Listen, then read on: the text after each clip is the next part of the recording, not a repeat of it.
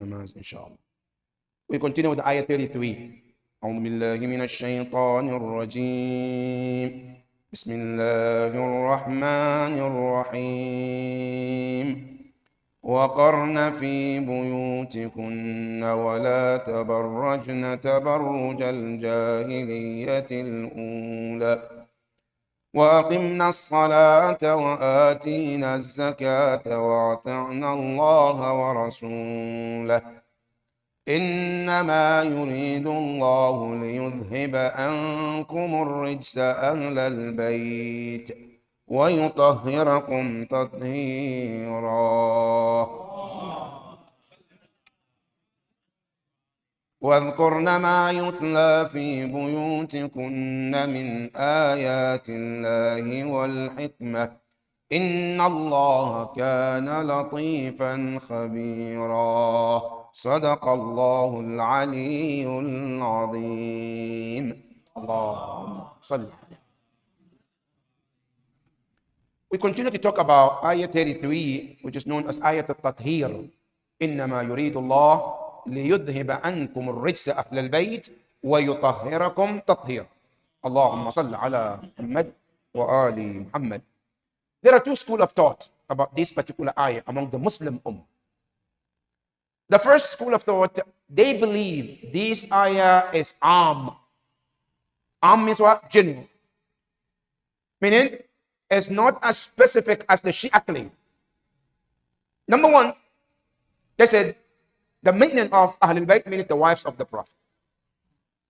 And it's not just the family of the Prophet. It's meaning only the wives, the wives of the Prophet are the meaning of Ahlul Bayt. And we mentioned last week, what is the reasoning? Because the ayah started with the wives of the Prophet. In one ayah, they said it doesn't make sense. The ayah to mean the wives of the Prophet to begin, and then the end to mean something else. Doesn't make sense. That's the reasoning. That's number one. Number two, they said the ayah to Tatheer also, not only it means the wives of the Prophet, because there is an ayah in the Quran which means the wives. So how can you separate and say here the ayah means the wives of the Prophet, and here it doesn't mean? Because when you go to the Quran, the word Ahlul Bayt is mentioned twice. One is here in Surah Al-Ahzab, and the other one is regarding Ibrahim and his wives, where Allah says, Rahmatuhu wa barakatuhu alaykum Ahlul Bayt. Now here, bi-ijma' al-mufassirin, sunnatan wa shi'ah, that word Ahlul Bayt means the wives of the Prophet. Which Prophet? Ibrahim. So if there it can be used to mean the wives, why can't we use it here for the wives of the Prophet? That's the second reason. Now, the third reason, they say, look, not only about the wives of the Prophet, the word Ahlul Bayt may even go beyond that. What are they? They say, number one, the word Ahlul Bayt, it means Ashabul Nabi too. The companions of the Prophet, they are part of Ahlul Bayt.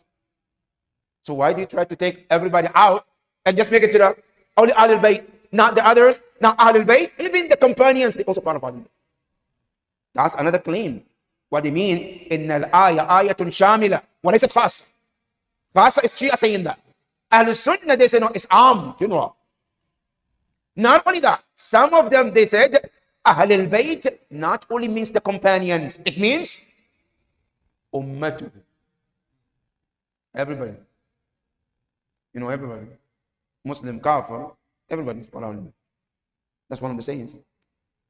But the Shia, they insist, no, it can't be. And if you remember last week, we talked about one of the reasoning of the Shia is the grammar. The grammar is a proof that this is not am, it's khas. And we mentioned that if you look at the ayah started with the feminine. But as the end, it ends with the masculine. Now, if the ayah is about the wives, then there is no reason the term to change to masculine. It would have continued. إن اتقيتن فلا تخضعن وأقمن وآتينا. All this noon is called Nunun Niswa. Until the ayat al-Tatheer came in the picture, the ayah said, إنما يريد الله ليذهب عنكم. It changed from the feminine to masculine. So it can be the wife of the Prophet. That's number one. Number two, Shia.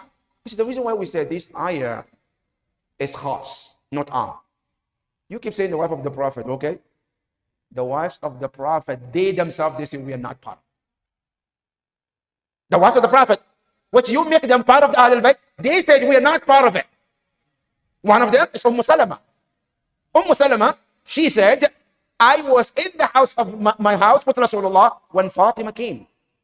And the Prophet said to her, Ya Zahra, itini bil kisa. And she did bring, and the Prophet covered himself, and then Fatima, he covered her, and then Imam Ali, and then Imam al-Hasan, and then Imam Hussein. Salama said, then I wanted to come. Then the Prophet said to me, La ya Salama. Innaki ala khair. You're a good woman, but you're not part of this.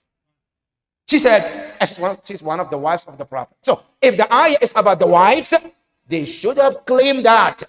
And the fact they didn't claim that means they're not part of it. That's number 2. And number 3, another hadith from Aisha, which also said that she said exactly what Salama said. So, if the ayah is about the wives of the Prophet, how come they, the wives, said, no, we are not part of it? That's number 2. Number 3, they say the ayah itself, it means khas. There's no way the ayah means it's am. What? Now, those who say that, the ayah is about the companions of the Prophet, they're part of Ahlul Bayt, then the question comes is, what is the meaning of Salmanun minna Ahlul Bayt? If all the companions are part of the Ahlul Bayt, then this saying of the Prophet means nothing. Because if all the companions are Ahlul Bayt, what makes Salman special when the Prophet says, Salmanun minna Ahlul Bayt? Now, they're all Ahlul Bayt. So why would you say about Salman? What makes it special? What makes it special is the companions are not part of Ahlul Bayt. Allah and the Prophet said about Salman, then it makes him special. So if you said Ahlul Bayt means the companions, these hadith have no base, and all the Sunni and Shia, they all authenticate this hadith, that hadithun sahih, that the Prophet said about the Ahzab. That is one, about the ayah is khas. Another one, if you look about sabab al-nuzul of this ayah, means khas. Because when the Prophet brought that blanket itself indicate this is for only special people. Because if it's for everybody, what's the point of blanket? Because when he brought the blanket and he was calling 1, 2, 3, if the ayah is for everybody, what's the point of blanket?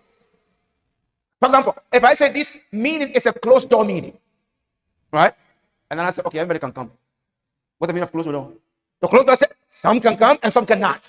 But if I said it's a closed door meeting, but the door is open, everybody can come.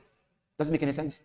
So the fact that Rasulullah took the blanket and covered some special group of people, that means he wants some specific group and not everyone.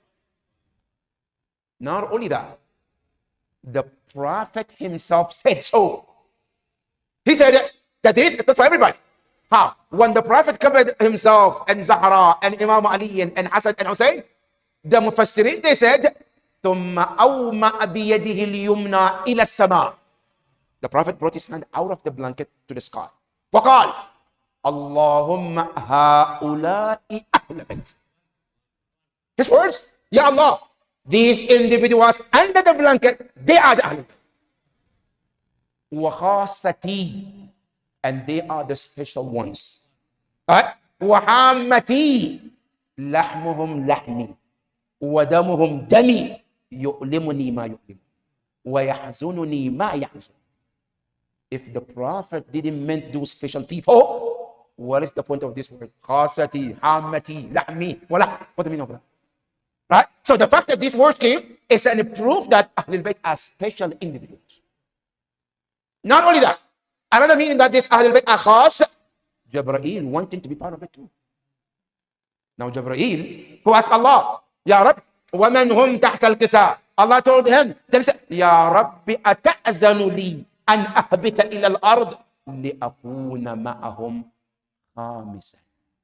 The what? Sadisan. Now this Sadisan that he's mentioning, what's the point? If it's for everybody, why is he making him number 6? The making him number 6 of the 5, meaning it's a special group. Right? That special group, he wants to join to be number 6 of them. If it's general for everybody, he wouldn't even want. He doesn't need to do. And Jibreel alayhi salam, he is one of the special angels. And for him to want to join this group is indicate that this group is special. That is another proof. Another proof. If this group was for everybody, then there is no reason, even Ahlul Bayt, to ask permission to get under the blanket. When Imam Hassan alayhi salam came, and he found that his grandfather is under the blanket, when he came closer, I said, Assalamu alayka ya Jaddah. Right? After that, Ata'adhanu li. Have you permission to join under the blanket? Now, if it's for everybody, why would you ask permission? Just walk in, right? Now, but the fact Imam Hassan alayhi salam, he didn't enter immediately. He said, Ata'adhanu li, to have your permission to join you. فَقَالَ لَهُ الرَّسُولُ قَدْ أَذِنْتُ لَكَ. I give my permission. Come in.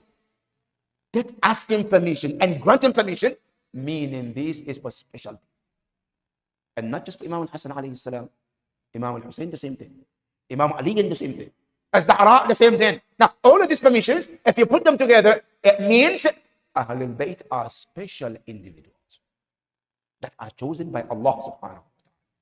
And that is one of the proof that who are the true Ahlul Bayt.